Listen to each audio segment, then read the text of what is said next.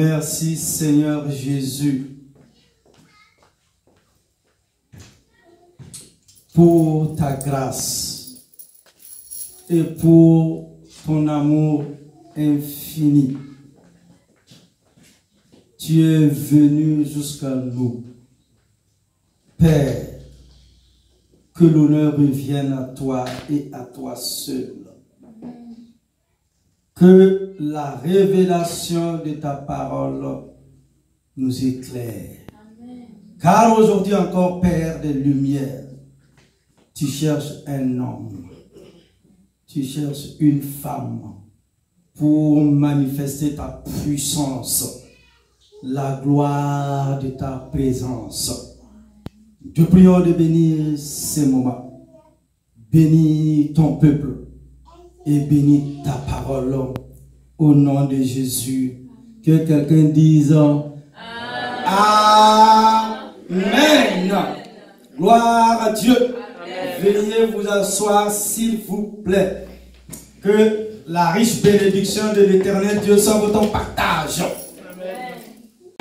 Gloire à Dieu. Amen. Ce matin, mon frère, ma soeur, Dieu voit un héros en vous.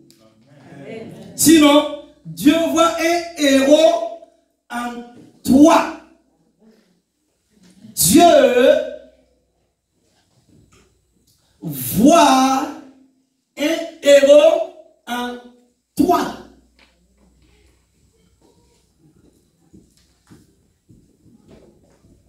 Et comme texte biblique de référence,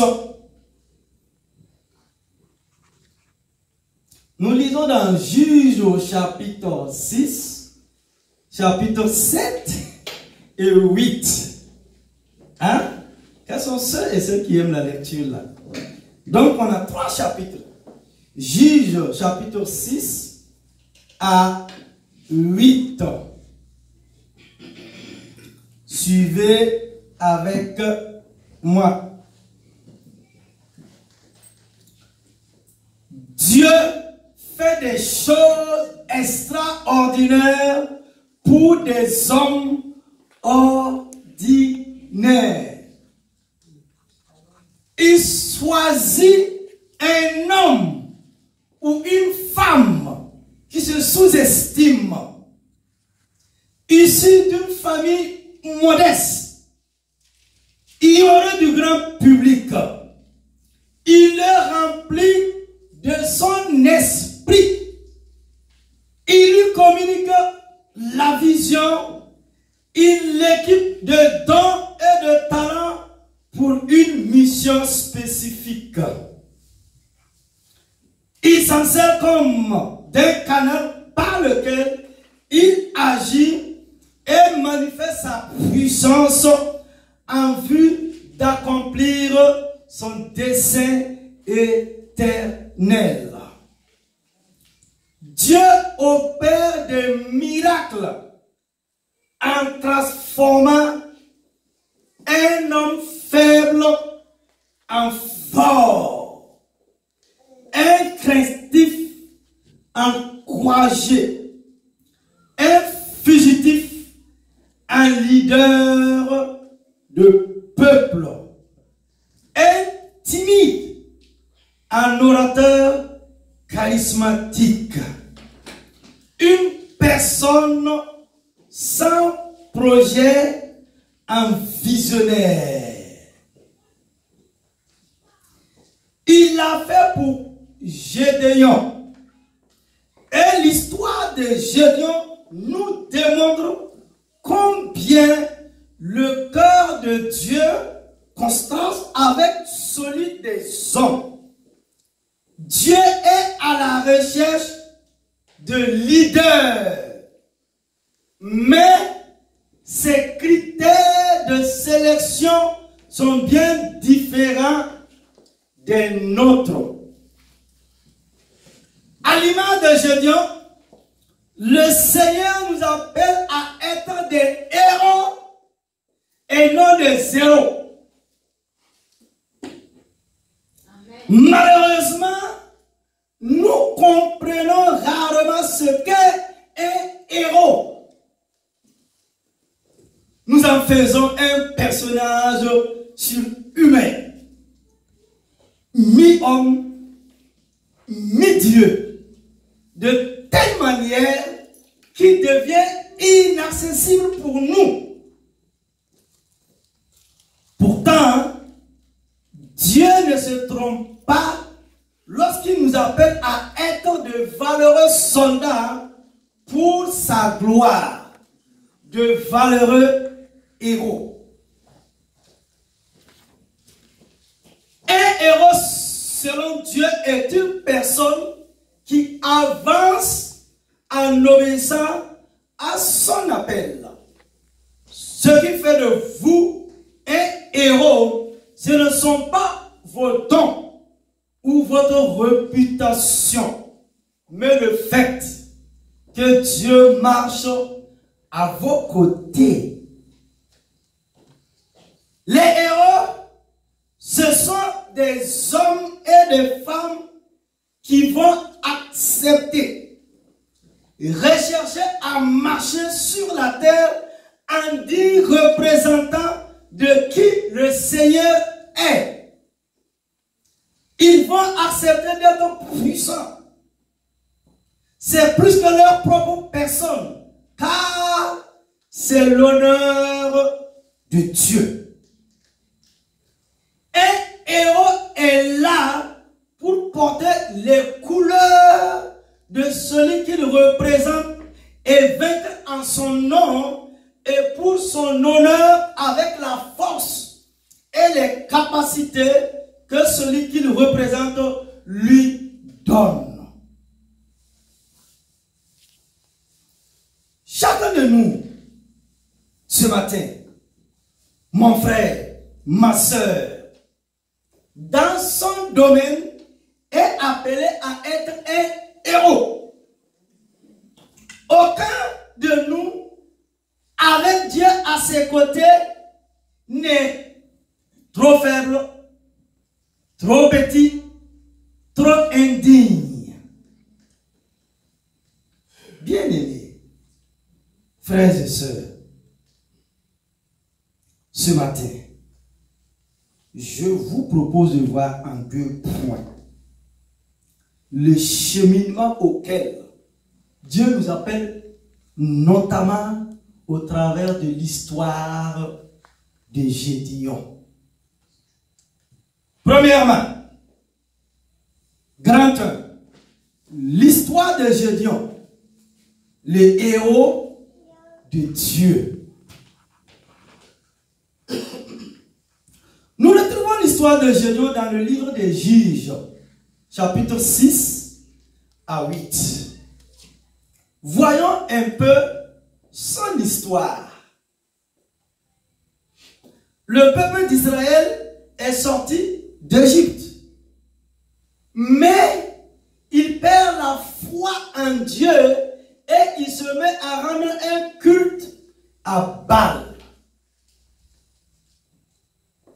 Dieu permet qu'il soit alors opprimé par les Madianites qui détruisent au fur et à mesure toutes ses récoltes et tuent tout le bétail. Dieu écoute leurs plaintes et appelle Gédéon pour délivrer les Israélites des Madianites. Gédéon est le dernier fils du chef du plus pauvre des clans d'Israël, Joas Abiezer. Quand il attend l'appel de Dieu, Gédéon qui se trouve trop insignifiant veut être sûr que c'est bien Dieu qui lui parle et il lui demande un signe. Le signe lui est donné. L'ange de Dieu consume les bêtes que Gédéon avait offertes à Dieu en sacrifice.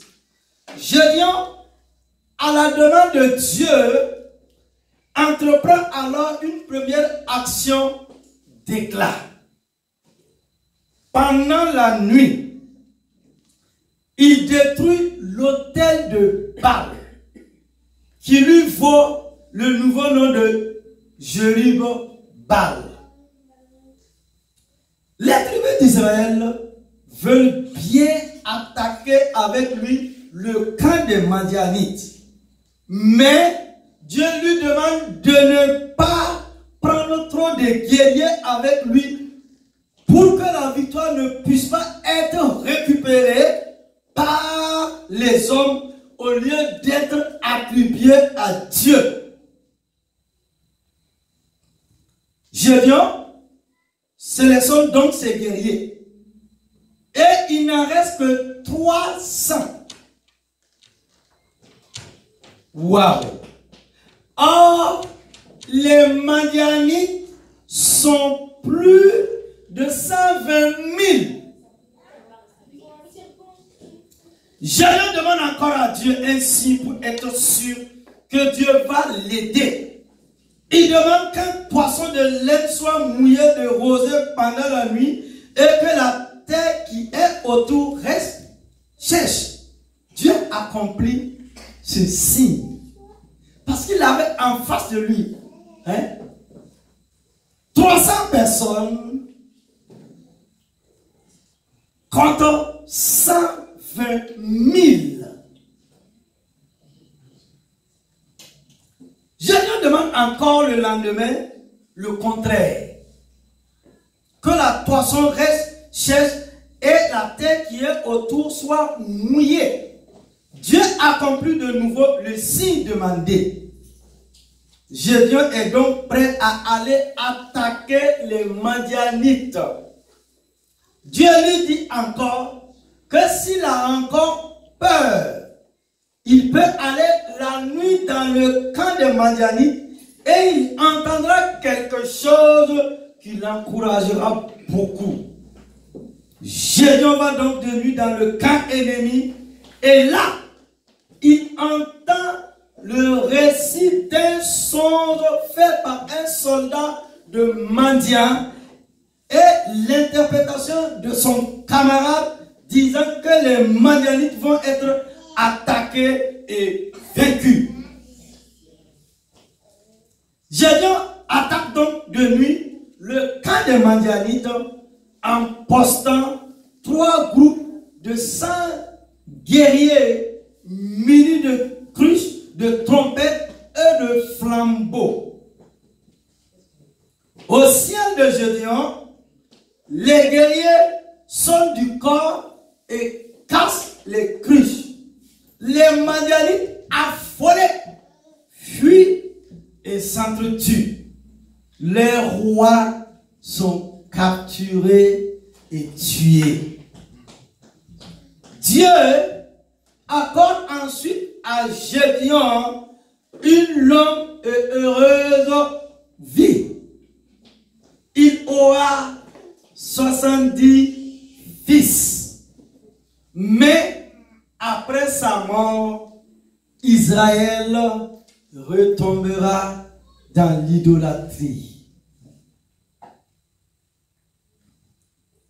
L'histoire de Gédéon montre le désir de Dieu de sauver son peuple en s'appuyant sur l'homme, mais en demandant en retour à l'homme de s'appuyer sur lui. Elle révèle aussi la bonté et la patience de Dieu qui accepte de donner à Gédéon tous les signes qu'il lui demande. En effet, Gédéon est un homme comme nous, désireux de faire la volonté de Dieu, mais plein de doutes et manque de confiance en lui-même. Dieu ne lui en voulait pas pour ses craintes et pour ses doutes. Au contraire, il a accepté de lui donner tous les encouragements dont il avait besoin. Gédéon, armé de cette confiance, a pu ainsi donner le meilleur de lui-même déployer toute son intelligence et ses talents qu'il ignorait et accomplir la volonté de Dieu. Mais si nous regardons de plus près le choix de Dieu, nous pourrions humainement nous interroger. Comme à plusieurs reprises dans l'Ancien Testament, lorsque le peuple d'Israël est dans la détresse, Dieu lui suscite un leader, un libérateur. Cette fois-ci, il choisit un jeune homme du nom de Gédéon. Ce dernier n'a rien d'un personnage puissant. Il n'est ni éloquent, ni impressionnant de par son aspect physique. Il n'a rien qui pourrait nous convaincre de le choisir comme leader de l'armée de l'Éternel. Voici comment la Bible le décrit. Il a un métier ordinaire. Juge au chapitre 6, verset 11. Il est négatif. Il est sceptique. Il est très pauvre.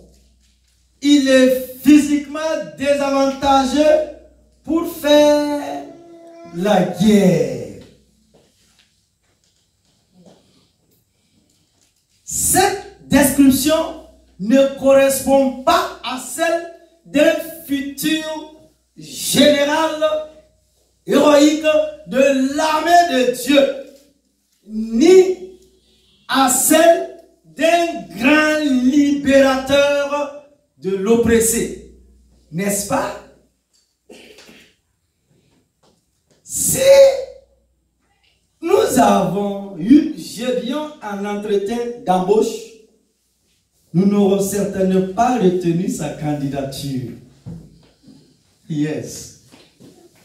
Mais Dieu, God, voyait en lui un héros.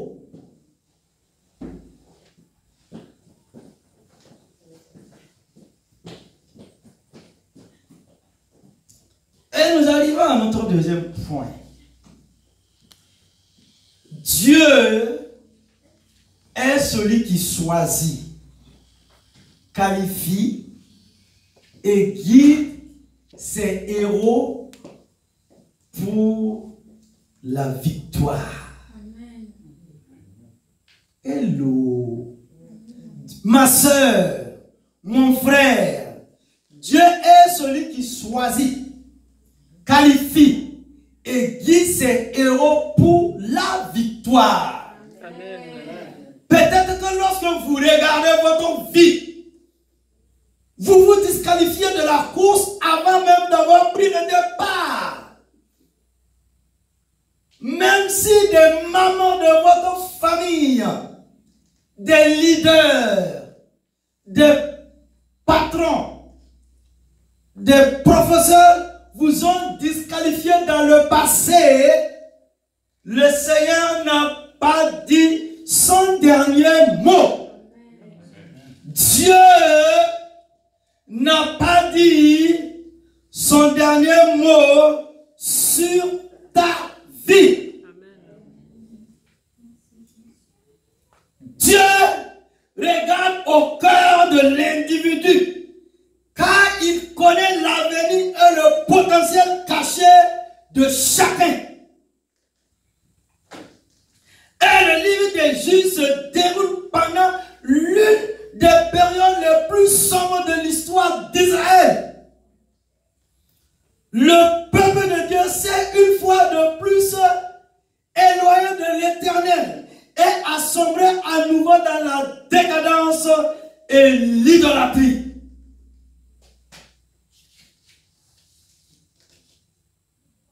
La Bible dit dans Juges au chapitre 6, verset 6, dans leur désespoir, ils crient à l'Éternel.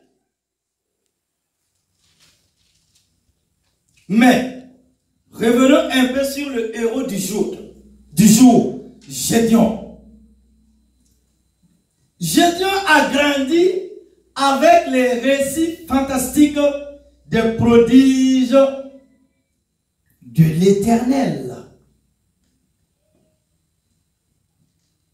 Il a été sous l'influence néfaste de l'autel de Baal et de l'idolâtrie une grande partie de sa vie. Dieu a choisi de le rétablir au centre de son peuple en abattant l'autel du mensonge dédié à Baal. Cela constitue la première étape pour l'accomplissement des promesses divines. Après que l'idole ait été abattue, les gens de la ville voudront mettre Gédéon à mort. Mais la grâce de Dieu tourna la situation en sa faveur. Et au lieu de se faire exécuter, il est établi à la tête de l'armée d'Israël.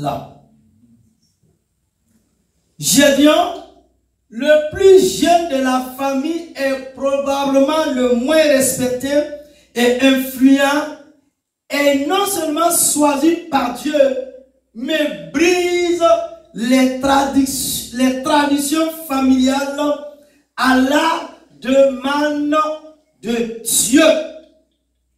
Tout comme Gédéon, si nous désirons voir la gloire de Dieu, des signes et des prodiges, si nous aspirons à la prospérité divine et que nous sommes épuisés de voir l'ennemi s'acharner sur les membres de notre famille, il nous faut alors prendre position pour Dieu et faire des choix qui nous coûtent. Nous devons être prêts également à sacrifier certaines choses qui nous tiennent à cœur en dépit de l'adversité, la moquerie du rejet, et rechercher la faveur de l'Esprit de Dieu.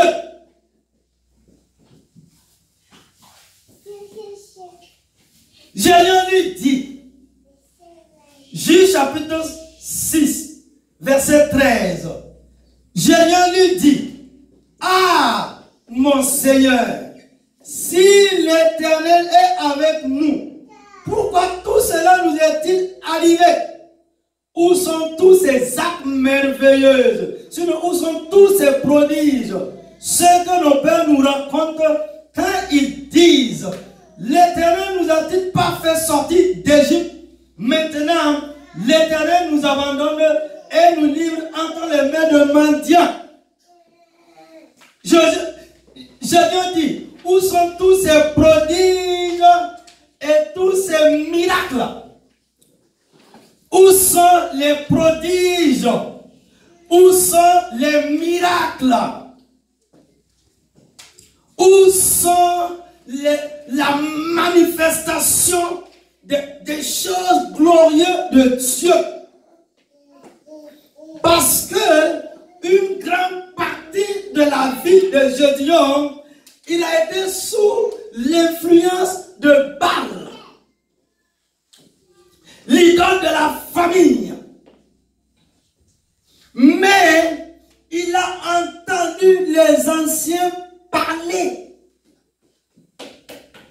Il a entendu les anciens d'Israël parler que autrefois Israël était esclave en Égypte. Israël était sous domination. Et quand Israël a crié, on n'a pas dit quand Israël a prié. Tu es en train de prier, il est l'heure que tu cries. Il est là que tu cries, mon frère. Il est là que tu cries, ma soeur. Il est là que nous crions à l'Éternel. Comme comme Gédéon dit, où sont ces signes, où sont les miracles? Nous avons entendu comment Dieu a déployé sa puissance, comment Dieu a tapé Pharaon, comment Dieu a vaincu les œuvres des ténèbres en Égypte, comment Dieu a fait sortir Israël pour l'amener dans le pays de la promesse, dans le pays de la grâce, dans le pays de la bénédiction. Nous avons entendu que Dieu a opéré des signes et des miracles. Dieu a mis à terre tous les magiciens, tous les charlatans, tous les sorciers d'Égypte de l'époque, afin que Israël voie que Dieu est Dieu. Dieu est grand, Dieu est puissant, et aucune force démoniaque ne peut s'arrêter devant ce Dieu de gloire. Jésus dit à Dieu, si tu l'as fait dans le passé avec Israël, si tu l'as fait dans le passé avec Moïse, si tu l'as fait dans le passé pour les autres, où est mon miracle? Où est mon miracle? Où est mon miracle? Seigneur, je veux vivre mon miracle. Seigneur, je veux vivre des choses extraordinaires. Seigneur, je veux aujourd'hui encore voir des signes. Car Dieu n'a pas changé. Il est toujours le même. Et il tient parole. Si tu l'as fait hier, aujourd'hui, Seigneur, nous sommes opprimés. Nous sommes oppressés, nous sommes attaqués. Il y a mendiants, les mendianites sont derrière nous. Il n'y a que toi seul qui peut nous délivrer. Il n'y a que toi seul qui peut nous sauver. Mon frère, ma soeur, il y a des difficultés, il y a des situations dans ta vie où tu dois t'élever, où tu dois crier à Dieu, d'étendre sa main. Et en ce moment, tu vas vivre le miracle de Dieu. Et en ce moment, tu vas voir la gloire de Dieu. Et en ce moment, tu vas rentrer dans le plan parfait de Dieu pour ta vie. Et en ce moment, tu vas voir le dessein de Dieu s'accomplir dans ta vie. Dans ta vie. Dieu attend que tu te lèves. Dieu attend que tu cries. Chante et pleure. Chante et pleure. Chante et pleure. Et tes larmes en cri. Criez à l'Éternel. Il n'y a que lui qui peut nous sauver de la maladie. J'ai dit à Dieu, regarde comment vous allez prier. Dieu, Dieu, Dieu. N'est-ce pas toi qui as fait la promesse à Israël? N'est-ce pas toi qui es Dieu, qui as démontré à Pharaon, à la face du monde, que c'est toi qui as le contrôle? Mon ami, mon frère, Dieu il a le contrôle dans ta vie. Dieu il a le contrôle dans ta vie. Dieu il a le contrôle dans ta vie. Je dis à Dieu, je viens d'une famille pauvre. Je suis le plus petit. Je suis sans valeur. Jeune homme, c'est comme il disait à Dieu, tu t'es trompé. Tu t'es trompé. Moi, non.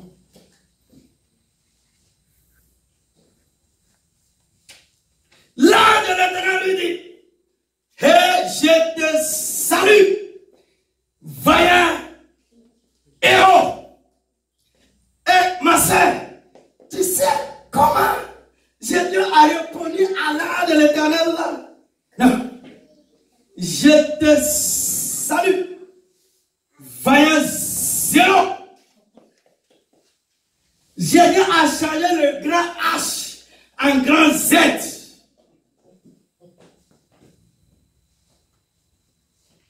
Dieu, moi, je suis un zéro.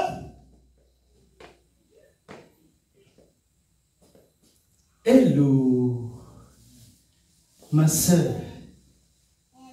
Un jour, les disciples ont dit, quand ils ont dit Jésus était là, il y avait les signes, les miracles et les prodiges. C'est Nathanaël, il a dit, est-ce que dans Nazareth, quelque chose de beau, quelque chose de merveilleux, quelque chose de glorieux peut sortir de Nazareth?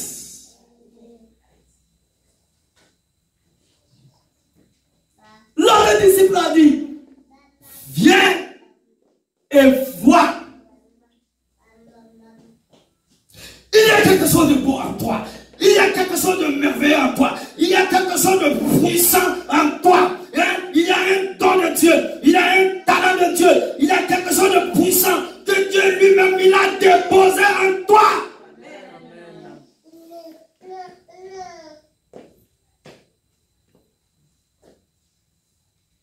Et Jésus dira, la pierre que les bâtisseurs ont rejetée est devenue la principale de l'angle. Que la gloire revienne à Dieu ensuite. Amen.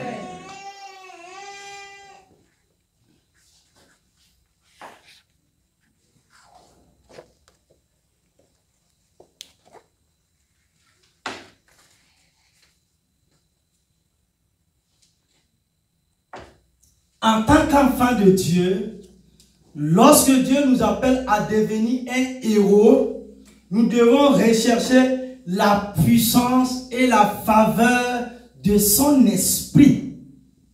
Juge au chapitre 6, verset 34. Grâce à son obéissance, notre héros est propulsé à la tête de l'armée du roi des rois.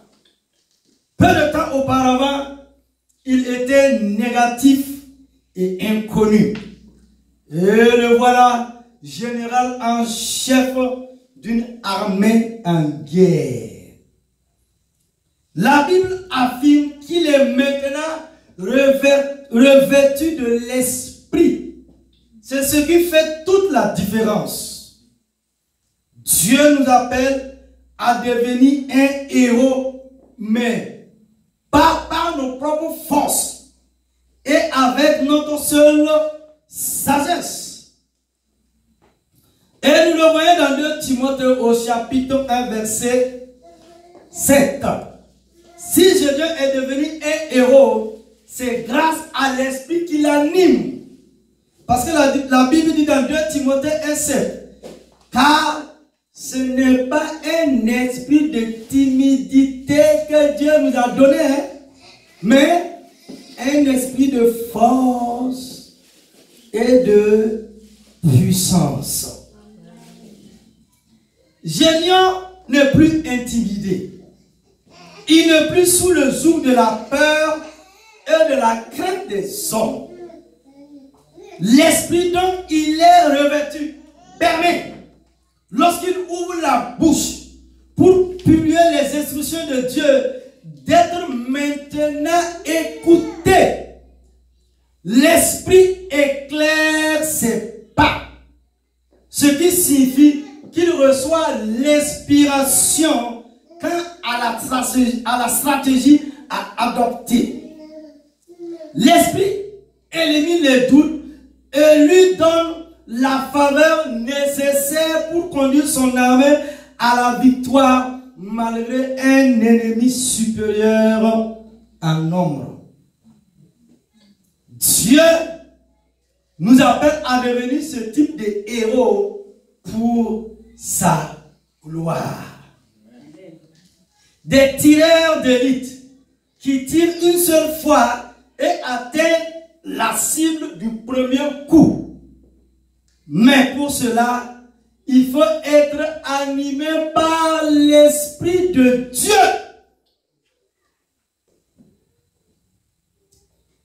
Par l'Esprit de Dieu, nous sommes éclairés. l'apôtre Paul, lui aussi, marchait par l'Esprit. L'Esprit nous interdit d'aller, l'Esprit nous guida vers. Et quand vous étudiez le périple de Paul, vous constatez qu'il atteignait souvent la cible. Il implantait les églises, il formait des disciples, il accomplissait des miracles. Un homme, avec sa sagesse et sa force, ne pourrait accomplir un tel exploit. Mais un homme revêtu de l'esprit peut renverser des forteresses. Revenons à l'histoire de Gédéon. Dans Juges au chapitre 7, verset 22, il est dit: les 300 hommes sonnèrent encore de la trompette. 300 soldats contre cette multitude. Quelle folie! 300 soldats contre 120 000. Quelle folie! Mais pour un jeune homme revêtu de l'esprit, placé à la tête d'une petite équipe et guidé par l'esprit, tout devient possible.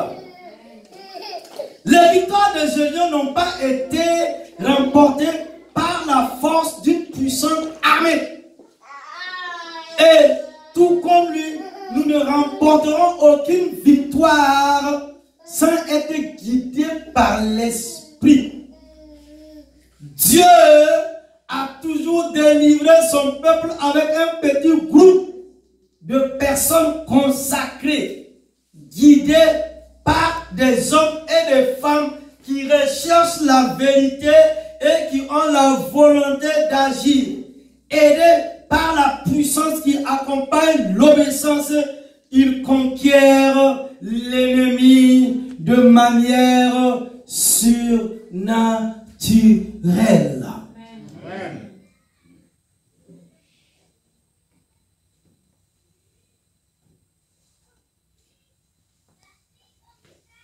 Une femme, un homme revêtu de la puissance de l'Esprit de Dieu va remporter des victoires et des combats face à l'adversité, face aux œuvres des ténèbres qui se dressent. Zacharie dit à Jéroboam: ce n'est ni par la force, ce n'est ni par la puissance de l'homme, mais c'est par l'Esprit de Dieu. Église, peuple de Dieu, vous qui m'écoutez, recherchons la présence de l'Esprit de Dieu. Recherchons l'onction, la réalité de la gloire de Dieu, le revêtement de la puissance d'en haut. Car la Bible dit: vous savez comment Dieu a oint du Saint-Esprit et de force. C'est Jésus de Nazareth qui allait de lieu en lieu, faisant du bien et guérissant tous ceux qui étaient sous l'emprise du diable, car Dieu était avec lui. Les ennemis étaient nombreux. Mais Dieu dit: dans cette affaire, Israël, Gédéon, écoutez les instructions de l'Esprit. Humainement, mon frère, ma soeur, humainement parlant, c'est de la folie, hein? 120, non, 300 personnes contre 120 000 personnes.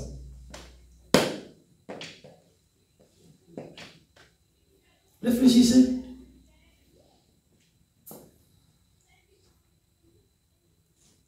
C'est Dieu combat pour toi. C'est Dieu qui combat pour toi. C'est Dieu qui combat par son esprit pour toi. Parce que l'ennemi de notre âme, au poteau de la croix, Jésus l'a vaincu il y a plus de 2001. Et Satan est sous les pieds de qui? De Jésus. Gloire à Dieu. Amen. Et pour conclure, quand nous lisons la Bible et voyons les œuvres que Dieu a accomplies au travers de certains héros de la foi, le diable a tendance à nous faire croire que ces hommes n'étaient pas des hommes comme nous. Mais nous devons savoir que lorsque Dieu nous appelle à devenir un héros, nous ne devons pas regarder à nous-mêmes afin de ne pas être découragés. Mais nous devons regarder plutôt à Dieu afin de puiser en lui la force de faire des exploits pour le royaume de Dieu. En lui, nous aurons la force et la victoire face à l'adversité. Mon frère, ma soeur, retiens que la prospérité révèle les gens ordinaires, alors que l'adversité révèle des gens extraordinaires. Les héros de Dieu. Acclame Jésus-Christ de Nazareth. Acclame-le très très très fort.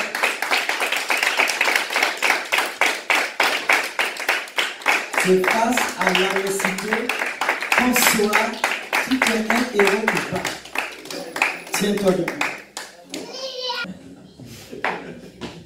Éternel mon Dieu. Éternel mon Dieu. Éternel mon Dieu. Éternel mon Dieu. Tu m'appelles à répondre à ton appel divin. Tu m'appelles à répondre à ton appel divin.